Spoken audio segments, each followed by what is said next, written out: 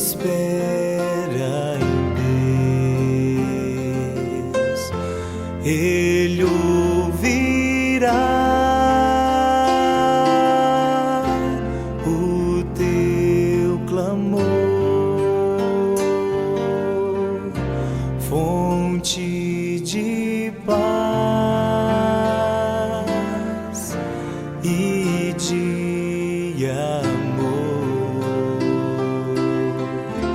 brotão do rio do Senhor. Entrega a Deus teu caminhar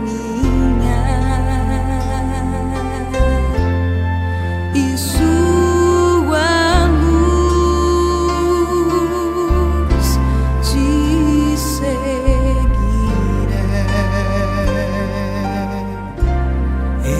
Entrega a Deus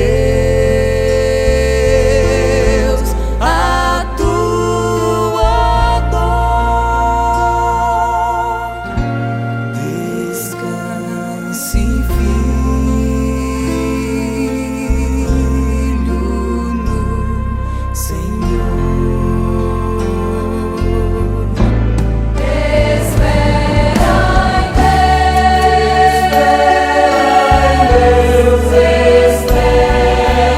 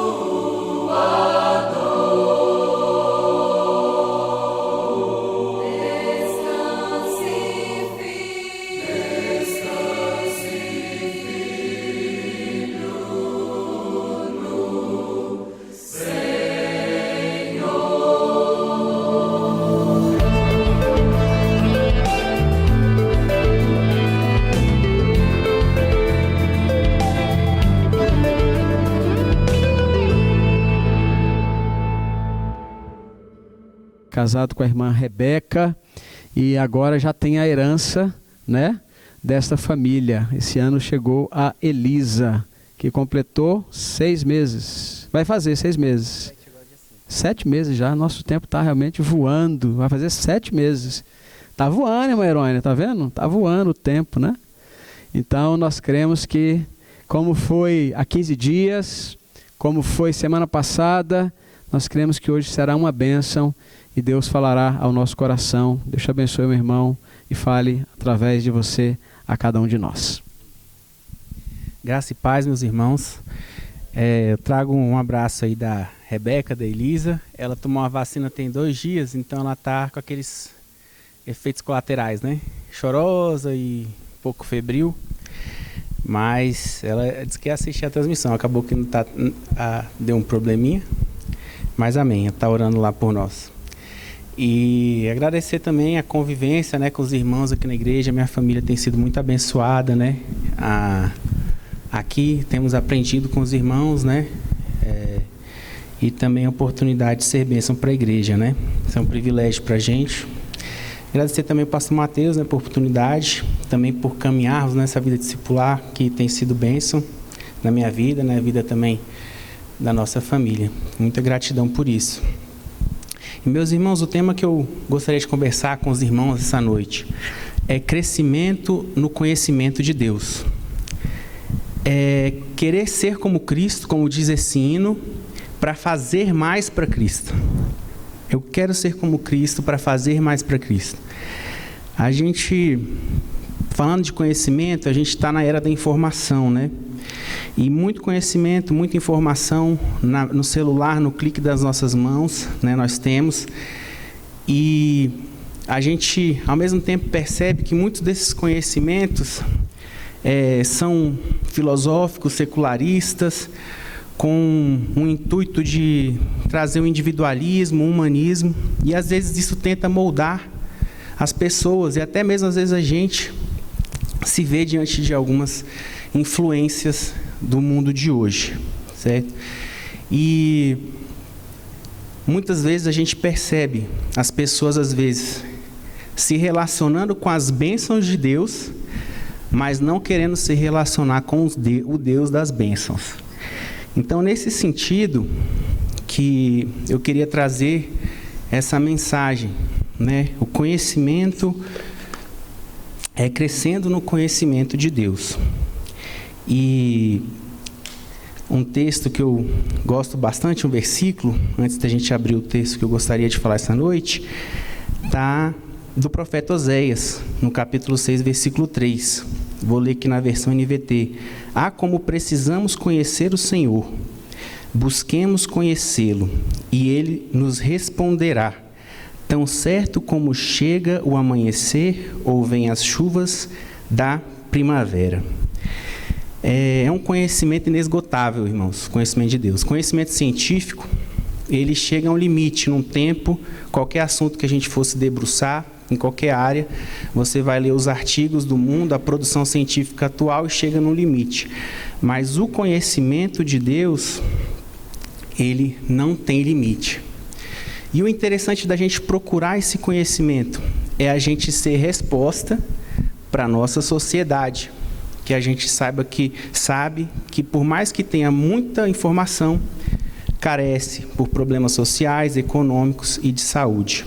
Amém? Então vamos ler o texto que eu trouxe para compartilhar com os irmãos. Está na 2ª carta de Pedro, no capítulo 1, versículo de 3 a 8.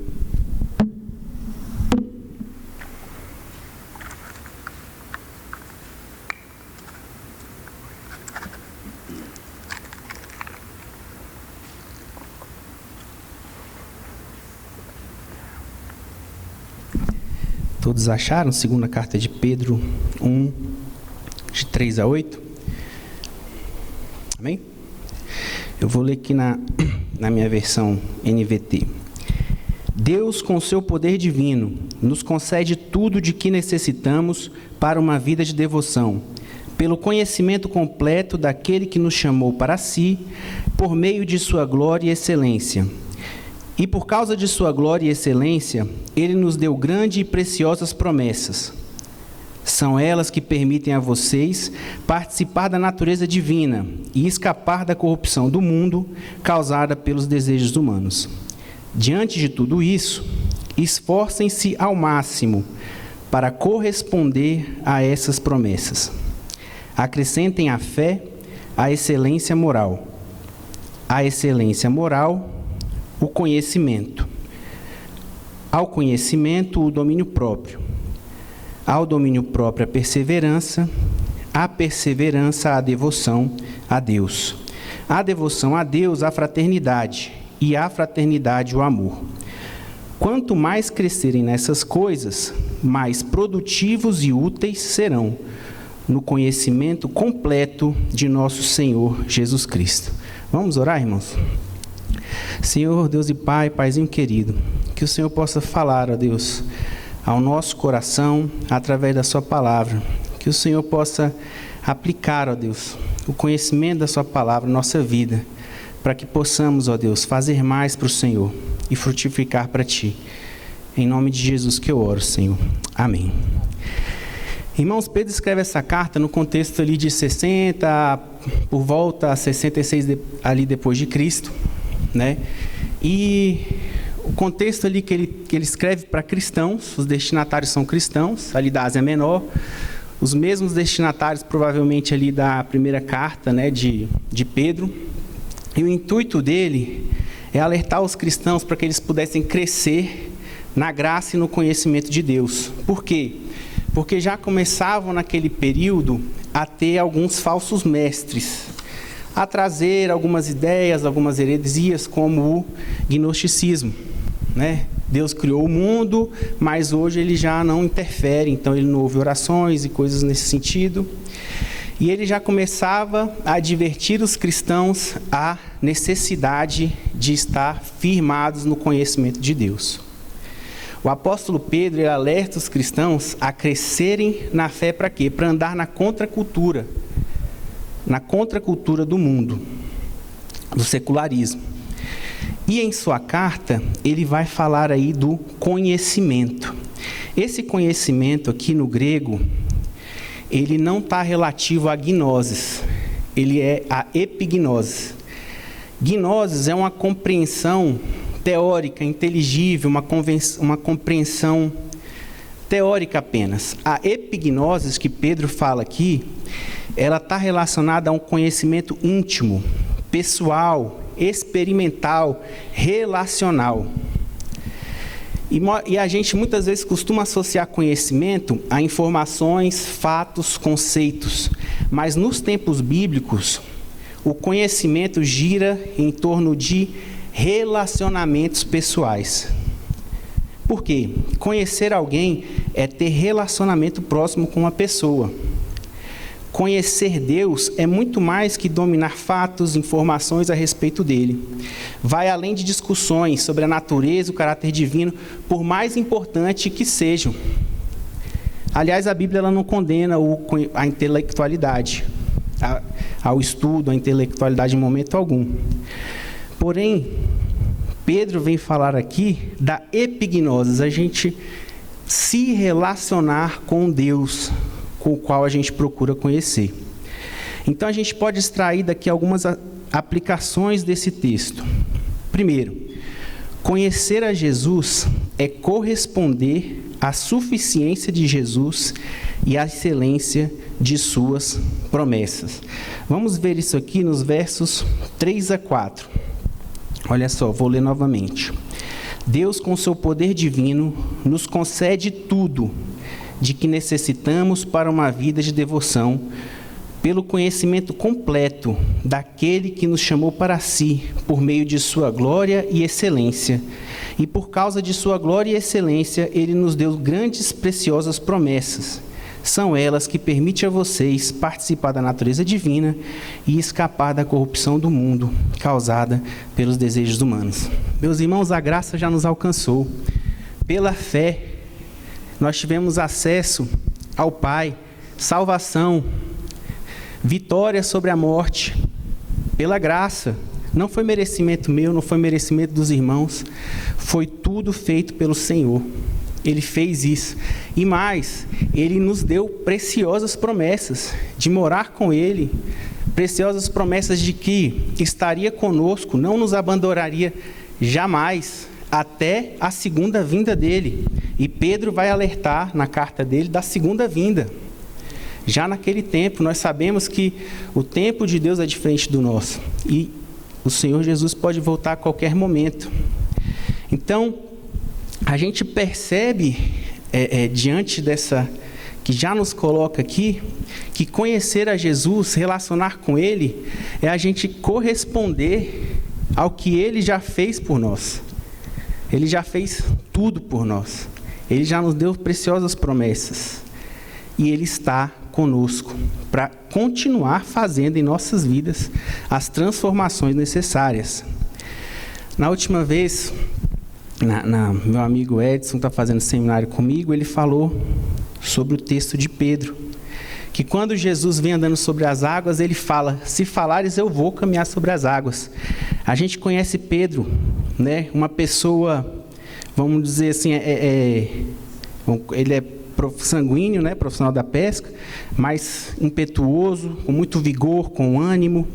Ele aceita o chamado de Jesus, mas a vida dele passa por altos e baixos. A vida de Pedro foi uma vida de aprendizado, assim como deve ser a nossa vida. Ele conviveu com Cristo e nisso ele foi aprendendo sobre si, foi aprendendo sobre o próprio Cristo. E Pedro chegou a dizer: Senhor, eu sou fiel ao Senhor e nunca te negarei. Mas a gente viu que Pedro chegou a negar o Senhor Jesus por 3 vezes. Teve um episódio também que, quando Jesus pergunta quem ele era, ele fala: tu és o Cristo. Mas ali logo mais ele já vai falar: não, o Senhor não vai para a cruz. Ele já começa a pensar a maneira do homem, não a maneira de Deus. E a gente percebe a ação de Deus indo ao encontro do coração de Pedro. E Pedro permitindo Deus agir, trabalhar na vida dele.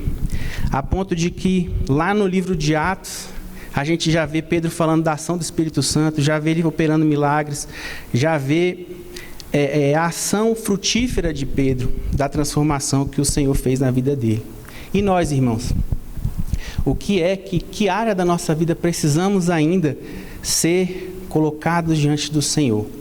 Né? Que áreas precisam ainda ser trabalhadas, ser moldadas pelo Senhor? A gente só precisa se achegar e se relacionar com esse Deus, porque Ele quer se relacionar conosco. Segundo ponto que eu aprendo aqui com esse texto, que nós precisamos ser intencionais em crescer na graça e no conhecimento do Senhor. Porque a vida do crente ela é uma busca. A vida do crente é uma busca para que sejamos servos melhores, né? O relacionamento com Jesus, essa epignosis, nos faz mais estar perto dele, amar com o coração dele, a perdoar, a ser os braços, os olhos dele. Esse relacionamento deve nos fazer isso. Isso exige humildade, né? E eu tenho clamado a Deus que a ação do Espírito Santo trabalhe na minha vida, na vida dos meus irmãos, para que a gente reconheça que a obra do Senhor não está pronta em nossas vidas. Nós estamos aqui nesse movimento, meu vizinho para Cristo, e é uma obra que para o Senhor é urgente, porque a gente não sabe quanto tempo a gente ainda tem para fazer essa obra. Então, diante disso, o que a gente deve fazer? Ser diligentes. E está escrito isso aqui no texto. Vamos ler aqui no verso 5. Diante disso, esforcem-se ao máximo para corresponder a essas promessas. Acrescentem a fé à excelência moral, a excelência moral o conhecimento, ao conhecimento o domínio próprio, ao domínio próprio a perseverança a devoção a Deus a fraternidade e a fraternidade ao amor. Então ele está falando aqui, olha, não podemos perder tempo. Na versão a mensagem fala assim: não percam tempo em edificar sobre o que receberam. E a estrutura desse texto é ascendente, é uma É uma curva ascendente. Não que um termo seja necessariamente pré-requisito para o outro, mas todas essas virtudes são importantes para o nosso caráter. Todas elas. Olha o que precisamos acrescentar: a excelência moral, a virtude, que quer dizer virtude, bom caráter. Conhecimento é um conhecimento espiritual. Domínio próprio é temperança, controle das nossas emoções. Perseverança, paciência entusiasmada. Devoção a Deus, piedade, admiração reverente, a fraternidade, a amizade calorosa, o amor generoso, que é o ápice das virtudes. E o amor, Jesus não veio revogar as leis, não veio, mas ele falou que no amor a gente cumpre as leis. Por quê, meus irmãos? Porque se a gente ama alguém, a gente não vai falar mal, a gente não vai matar, a gente não vai querer fazer o mal para essa pessoa, porque a gente ama. E a gente vai ter consciência, né, do fruto do Espírito Santo. A bondade, o altruísmo, pensar nos outros e não só em si mesmo. Tudo isso vem em decorrência do amor. E em Romanos 13:8 fala: ninguém se fiquei devendo coisa alguma, exceto o amor, que vos ameis uns aos outros, pois quem ama o próximo tem cumprido a lei. Bem, temos sido ensináveis, permitindo que a ação transformadora do Espírito Santo molde as nossas vidas, que o Espírito Santo possa realmente estar nos capacitando, que nós possamos permitir a ação dele e sermos intencionais em relacionarmos com o Senhor. A última aplicação que eu quero trazer é que o conhecimento de Jesus nos torna frutíferos e aumenta o nosso discernimento em nossa caminhada cristã. Verso 8. Quanto ao mais crescerem nessas coisas, mais produtivos e úteis no conhecimento completo de nosso Senhor Jesus Cristo. Quanto mais crescerem nessas coisas, mais produtíveis e úteis serão no conhecimento completo de nosso Senhor Jesus Cristo. Um autor que eu gosto, Roosevelt Arantes, fala assim em seu livro: o fruto é a consequência natural do efeito da palavra de Deus na vida de um discípulo. Vou repetir: o fruto é a consequência natural do efeito da palavra de Deus na vida de um discípulo. A ideia, meus irmãos, é sermos mais parecidos com Cristo, nos relacionarmos mais com Cristo, para fazer mais para Cristo. Nós buscamos cumprir as disciplinas espirituais, não é verdade? Orar, ler a palavra, buscar a Deus. Nós estamos no culto de oração, estamos nos cultos da igreja. Glória a Deus por isso. Mas a gente não faz essas coisas por culpa, por medo, porque o Senhor já nos aceitou, Ele já nos deu o presente de sua salvação. A gente faz isso porque nós somos gratos a Deus, porque Ele nos amou e a gente tem prazer nas coisas de Deus. Então, meus irmãos, não vamos permitir que isso torne para nós uma obrigação vã, ou que a gente caia em ativismo, de só fazer cumprimentos na igreja. Não, mas que a gente queira conhecer, se relacionar com Deus, ter prazer em Deus, para fazer mais para Deus, por ter prazer de viver com Ele. Uma ilustração que o pastor Mateus faz também é do agricultor, né? Para a gente colher bons frutos, a gente vai fechar os braços? Não. A gente precisa preparar o terreno.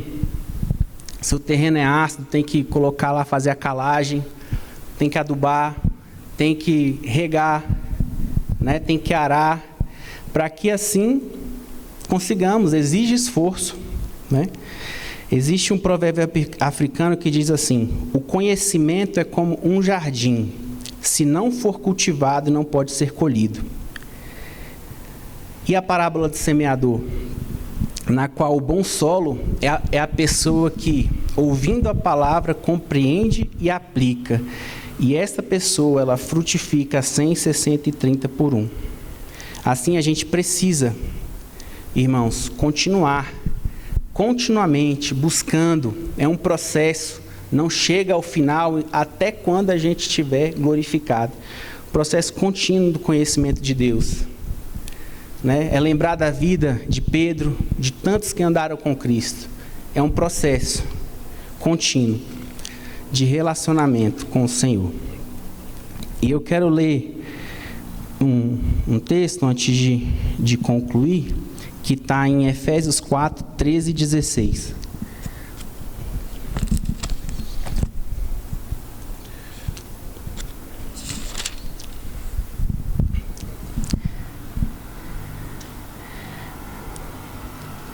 Diz assim: até que todos alcancemos a unidade que a fé e o conhecimento do Filho de Deus produzem e amadureçamos, chegando à completa medida da estatura de Cristo. Então não seremos mais imaturos como crianças, nem levados de um lado para o outro, empurrados por qualquer vento de doutrina, aliás, qualquer vento de novos ensinamentos, e também não seremos influenciados quando nos tentarem enganar com mentiras astutas. Em vez disso, falaremos a verdade em amor, tornando-nos, em todos os aspectos, cada vez mais parecido com Cristo, que é a cabeça. Ele faz que todo o corpo se encaixe perfeitamente e cada parte, ao cumprir sua função específica, ajuda as demais a crescer para que todo o corpo se desenvolva e seja saudável em amor. Olha que bênção, amados. O conhecimento, que é relacionamento, quando a gente está em relacionamento com Deus e entre nós aqui, nós crescemos, somos amadurecidos, porque somos disciplinados, porque somos encorajados, e nós amadurecemos aqui, como corpo. E a bênção dessa busca do Senhor, ela reflete na nossa caminhada pessoal cristã e também na igreja. Então, para concluir, meus irmãos,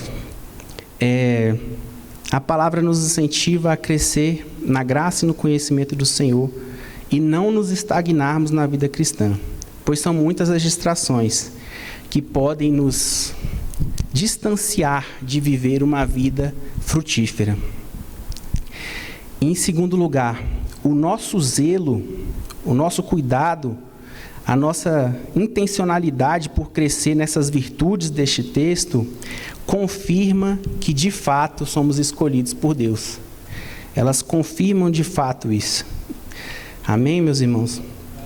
Eu quero orar nesse momento, pois que a gente ouviu essa canção do Inário, que falou muito ao meu coração. Pedi para a irmã Glacilene cantar, né, que é Quero Ser Como Cristo. Que a gente realmente queira ser como Cristo cada dia mais e fazer mais. Nós temos feito por Jesus? Temos. Mas podemos fazer mais. Temos buscado? Temos. Podemos conhecê-lo mais. Porque o conhecimento dele não acaba nunca. E ele sempre tem mais coisas a compartilhar conosco, a tratar no nosso coração e a falar conosco. Amém? Senhor Deus e Pai, muito obrigado, Deus, por esse momento de culto de oração, por estarmos juntos aqui na Tua presença.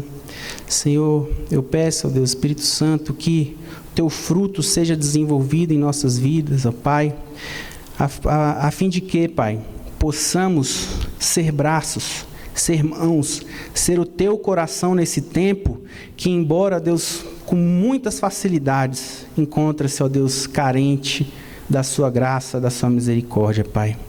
Ajuda-nos, ó Deus, nesse movimento, ó Deus, de sermos intencionais para, assim, Deus, trazer pessoas para desfrutar, ó Deus, dessa alegria, para desfrutar, ó Deus, da vida no Teu reino, da vida eterna com o Senhor, Pai. Assim eu oro em nome de Jesus, Senhor. Amém. Amém. Obrigado, meu querido irmão. Bênção a palavra de Deus ao nosso coração, não é? Que bênção, obrigado. Palavras realmente muito inspiradas pelo Senhor nessas semanas. Realmente louvo ao Senhor pela vida dos nossos seminaristas que têm buscado a intimidade com o Senhor, e intimidade essa que tem sido manifesta pelas reflexões que foram apresentadas, né? Então, que bom saber que os nossos seminaristas têm caminhado perto de Jesus.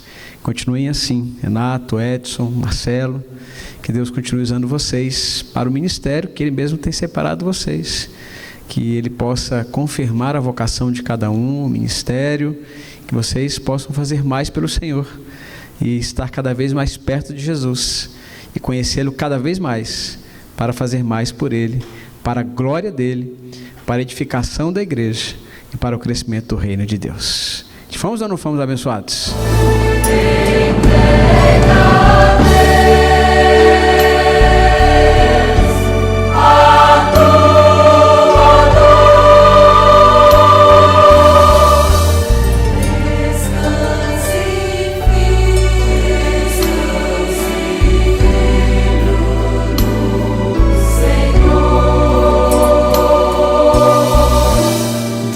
Descanse, filho, no Senhor.